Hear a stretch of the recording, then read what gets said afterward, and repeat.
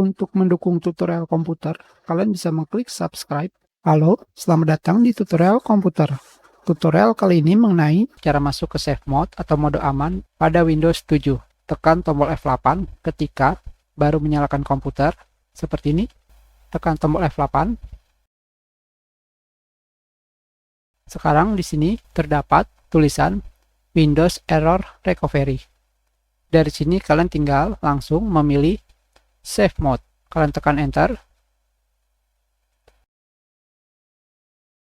Sekarang kita sudah masuk ke mode aman di Windows 7.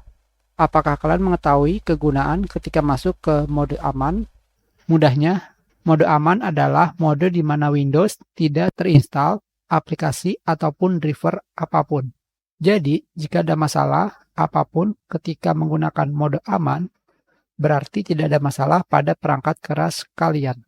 Tentunya, beberapa driver atau aplikasi membutuhkan mode aman untuk melakukan uninstall secara bersih atau keseluruhan. Itu adalah cara masuk ke mode aman atau safe mode. Untuk keluar dari mode aman, kalian tinggal melakukan restart. Seperti ini. Maka selanjutnya OS Windows kalian akan masuk ke mode normal. Itu adalah cara masuk ke mode aman pada Windows 7. Kita sudah. Terima kasih.